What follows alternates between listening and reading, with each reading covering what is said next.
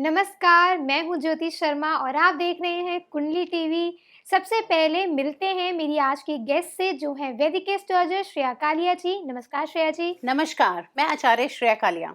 जी, तो दर्शक जानते हैं सीरीज़ चल रही है हमारी, एपिसोड्स हम आपको दिखा रहे हैं गुरु के परिवर्तन के। अब बारी आ गई है बहुत ही ख़ास राशि की, मकर राशि, जिस राशि में गुरु का ये परिवर्तन होने वाला है। तो हम श्रेया जी से इसके बारे में तो जानेंगे ही, लेकिन उससे पहले श्रेया जी मैं चाहूँगी आप दर्शकों को ये बताएँ, काफ़ी दर्शक हैं हमारे, जो शायद इस कन्फ्यूज़न में रहते हैं, असमंजस में रहते हैं कि परिवर्तन जो है वो कैसे देखा जाता है? लगन राशि से देखा जाता है, लगन भाव से देखा जाता है? तो मैं चाहूँगी पहले आप इसके बारे में दर्शकों को बताएँ। जी, ज्योति जी, हम अपने पिछले कई एपिसोड में भी ये डिस्कस कर चुके हैं। इसमें हम दोबारा अपने कुंडली टीवी के दर्शकों को बता देते हैं कि ये जो गोचर का फल जो हम जानेंगे, ये हम जानेंगे उनकी चंद्र कुंडली से। चंद्र कुंडली वह कुंडली होती है जिसमें चंद्र को केंद्र में माना जाता है। यानी कि चंद्र देव आपकी जन्म कुंडली में जिस राशि में विराजमान है, वो आपकी चंद्र कुंडली मानी जाती है, मून साइन माना जाता है। तो आप अपनी जन्म कुंडली खोलिए और देखिए कि चंद्र देव जो हैं वो आपकी किस राशि में विराजमान हैं। मान लीजिए 1 नंबर में विराजमान है चंद्र देव, लगन आपका कोई भी हो सकता है, परंतु चंद्रमा जिस राशि में बैठे हैं वह राशि आपकी चंद्र राशि मानी जाती है। जैसा कि अगर मान लीजिए मैं एक एग्जांपल देती हूँ कि इस राशि में चंद्रमा जो है वो यहाँ बैठे हूँ इस लगन में, तो 7 नंबर राशि बन जाएगी। जी, हमारी राशि ही 7 नंबर वाली हमारी राशि राशि ही होगी। जी हाँ, मकर राशि उन लोगों की राशि बनेगी जिनकी जन्म कुंडली में चंद्र देव जो हैं वो मकर राशि में बैठे हैं, यानी कि यहीं पर चंद्रमा बैठे हुए हैं, तो वो उनकी मकर राशि बन जाएगी। जी, तो काफ़ी दर्शकों का ये सवाल भी रहता है कि नाम राशि या चंद्र राशि, तो उम्मीद है जवाब मिल गया होगा आपको। अब हम बात करेंगे मकर राशि के बारे में। बहुत ही ख़ास होगा ये जो एपिसोड है, क्योंकि ये जो परिवर्तन है इसी राशि में हो रहा है। तो लोग बहुत उत्सुक होंगे जानने के लिए। चलिए आपकी उत्सुकता को ख़त्म करते हैं। तो श्रेया जी बताइए इन्हें कि मकर राशि वालों के लिए ये परिवर्तन कैसा है? जी, मकर राशि वालों के लिए ये परिवर्तन अत्यंत श्रेष्ठ फल लाने वाला है। बहुत अच्छा फल लाएगा ये गोचर मकर राशि वालों के लिए, क्योंकि उनके लग्न भाव पर यानी कि तनु भाव पर देवगुरु बृहस्पति का गोचर होने वाला है। देवगुरु बृहस्पति क्या हैं? देवगुरु बृहस्पति अध्यात्म के कारक ग्रह हैं, ज्ञान के कारक ग्रह हैं। जो हमारी याददाश्त है, हमारा ज्ञान है, हमारी बुद्धि, हमारी सोचने समझने की जो शक्ति है, वो देवगुरु बृहस्पति की ही दी हुई है। तो जब देवगुरु बृहस्पति हमारे लगन पर संचरण करते हैं, तो हमारी एक अंतर मन, अंतर चेतना जागती है, हमारे अंदर ज्ञान की वृद्धि होती है, हमारे में एक पेशेंस आता है, जिसे हम बोलते हैं कि देवगुरु बृहस्पति हमें वो समझदारी देते हैं। तो ये गोचर के समय में मैं मकर राशि वालों को कहूंगी कि इस बात का जो फायदा जरूर उठाएं। अगर जो लोग अध्यात्म से जुड़े हुए हैं उनका ध्यान अध्यात्म की तरफ जाएगा, जो पढ़ाई में से जुड़े हुए विद्यार्थियों के लिए यह गोचर बहुत ही खास रहने वाला है। तो विद्यार्थी हैं, वो पढ़ने लिखने वाले जो लोग हैं, उनके लिए ये गोचर बहुत ही अच्छे फल लाएगा। जी, अब जानकारी लेते हैं इनकी दृष्टि के बारे में। कहाँ पे पड़ रही है इनकी जो दृष्टियाँ होती हैं 3, पंचम, सप्तम और नवम, और किस तरह से वो अफेक्ट करेंगी इनको? जी, मकर राशि जैसे कि हम जानते हैं शनि की राशि मानी है, शनि देव की साधारण राशि है ये मकर राशि, पृथ्वी तत्व की राशि है। और इस राशि पर पहले से ही जो है वो साढ़े सती चल रही है। उनकी साढ़े सती की जो द्वितीय चरण चल रहा है मकर राशि वालों का, तो मानसिक अशांति पहले से ही चल रही है। तो जब देवगुरु बृहस्पति लगन में आएंगे तो मानसिक अशांति में कमी करेंगे। यहाँ पर नीच भंग राज योग जो बनेगा उनके लगन में जब बनेगा, तो भी मानसिक अशांति में कमी करेगा और सुख संपत्ति में वृद्धि करेगा। और देवगुरु बृहस्पति की यहाँ से जो पंचम दृष्टि है, देवगुरु बृहस्पति मकर राशि में व्यय भाव के, नाश भाव के और पराक्रम के कारक ग्रह होकर लगन में बैठे हैं। तो जब भी पराक्रम और लगन का कोई संबंध बनता है, यानी कि तृतीय भाव का और लगन का जो भी संबंध बनता है, तो आप समझ लीजिए कि परिश्रम तो करना पड़ेगा, पराक्रम करना पड़ेगा, परिश्रम करना पड़ेगा। छोटे भाई बहनों से सहयोग मिल सकता है मकर राशि वालों को, उनके भाई बहनों के लिए भी अच्छी खबर होगी और उनके भाई बहनों का सहयोग भी मिलेगा इनको। परंतु वह सबसे जो सोचने वाली बात है या ध्यान रखने वाली बात है, वो ये है कि वह भाव के कारक होकर, वह भाव के स्वामी होकर वो लगन में आ गए हैं, तो वह अधिक होगा ही होगा। मकर राशि वालों का व्यय अत्यधिक होने वाला है। परंतु ज्योति जी, मैं एक और बात कहना चाहती हूँ, व्यय तो होगा, अब ये तो आपके हाथ में है कि व्यय आप कहाँ करना चाहते हैं। तो व्यर्थ का व्यय करना चाहते हैं या फिर अच्छे सद्कर्मों में व्यय करना चाहते हैं, आप अच्छा धर्म कर्म पर खर्च कीजिए।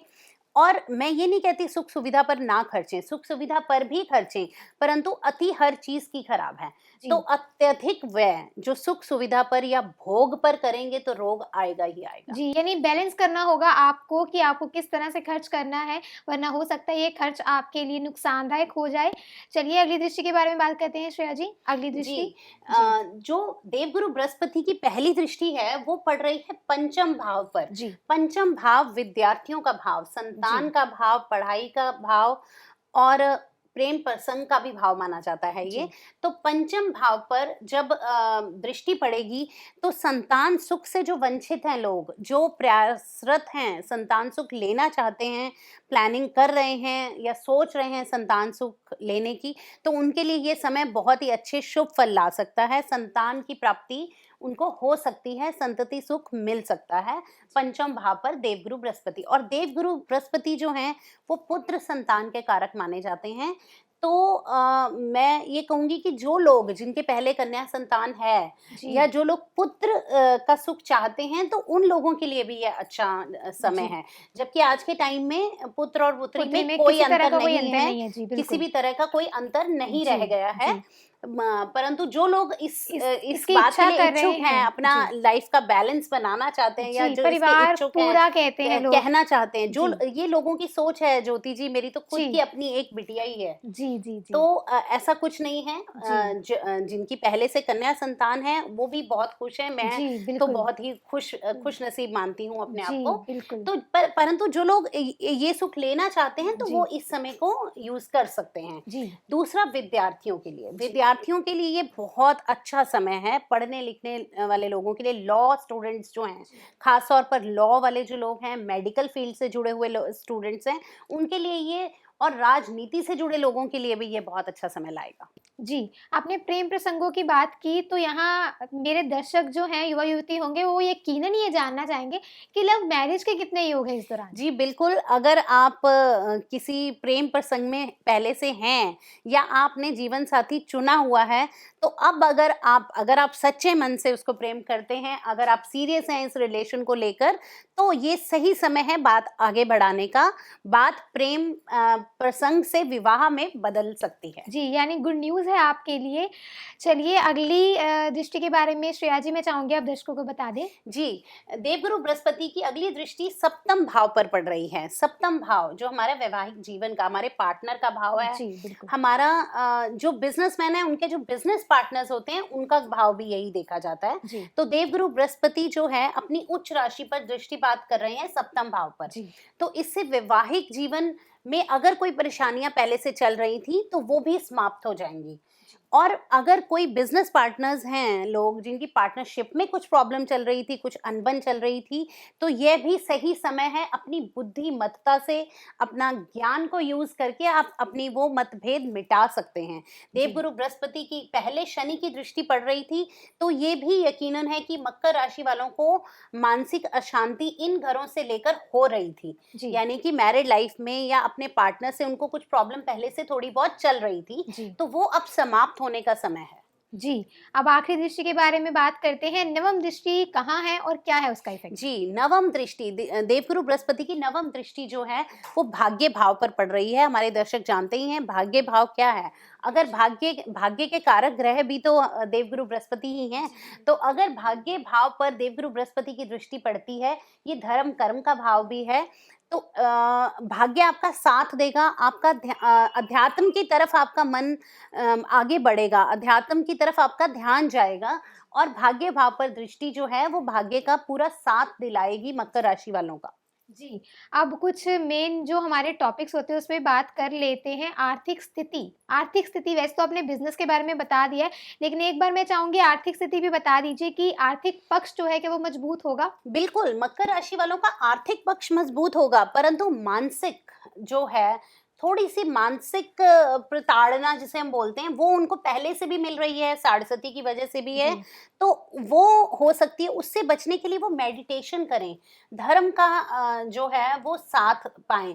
वह भाव के कारक हैं तो थोड़ा सा कोर्ट कचहरी के कारक का घर भी है, तो अगर कोई से कोई वाद विवाद में ना पड़े और अपना जो व्यय है वो धर्म कर्म में करें, माता पिता पर करें, फैमिली पर करें, और अपनी लग्ज़री आइटम्स पर भी कर सकते हैं, ऐसा जी। कुछ नहीं है, परंतु आर्थिक भाव उनका ज़रूर मजबूत ही होगा। जी, कुल मिलाकर ये जो परिवर्तन है मकर राशि वालों के लिए अच्छा ही रहने वाला है। मकर राशि वालों के लिए कुल मिलाकर ये परिवर्तन बहुत ही श्रेष्ठ फल लाने वाला है। जी, अब बात करते हैं खास उपाय के बारे में कि मकर राशि वालों को क्या उपाय करना चाहिए श्रेया जी?